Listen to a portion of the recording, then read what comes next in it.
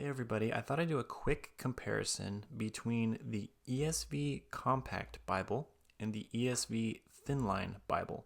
A couple people have asked me what the differences are, and I've seen many comments on social media and different platforms that kind of express a little bit of confusion about the differences between these two and just general curiosity about what they are.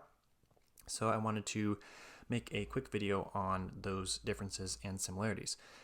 The major thing that I would want people to know is that these are actually the same Bible. The similarity is they're identical Bibles, just different sizes. So let's go over the dimensions. The compact is 6 by 4 by 7/8 inches. The thin line is 8¼ inches tall by 5¼ by 7/8 inches. So it's the same thickness, generally speaking. Now, obviously, different cover options and different economy options are going to be slightly different, but generally speaking, they're the same thickness and a couple inches smaller for the compact than the thin line. The only other differences really come in the, obviously, interior text size and a little bit of layout. So the text size on the compact is a 6-point, so it's quite small, and I'll do a close-up on both of these in a second.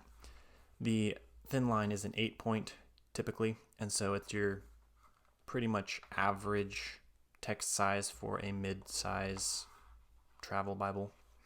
The other difference is that most thin lines have a concordance and maps, so you'll have your crossway maps at the back, and many of them will have a concordance except for some of your economy editions. But the compacts usually, at least none of them that I have had, have a concordance or maps at the end. So they're just straight from the end of Revelation to your end paper.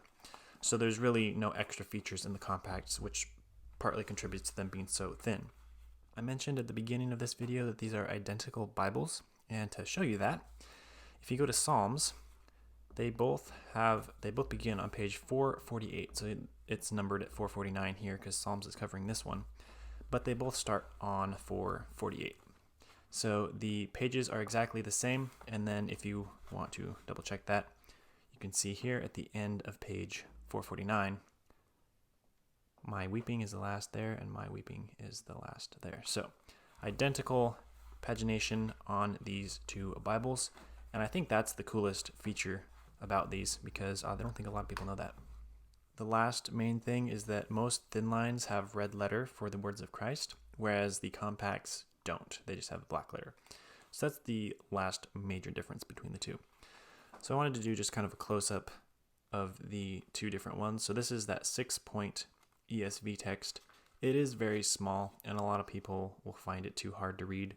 I personally don't really use this size print very often because I don't want to harm my eyes because they're already not the greatest, even being as young as I am, but they do read very clearly for being so small, and so the paper is very good despite their size, so they did a really good job even with it being such a small print.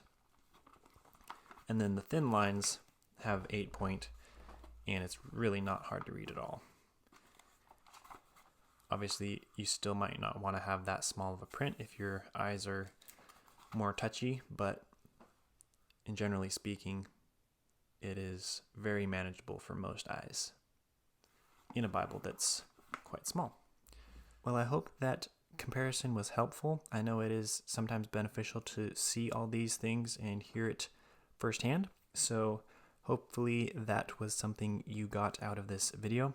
You might wonder why these are flap editions without the straps. Well, I took the straps off for the video because it's quite cumbersome.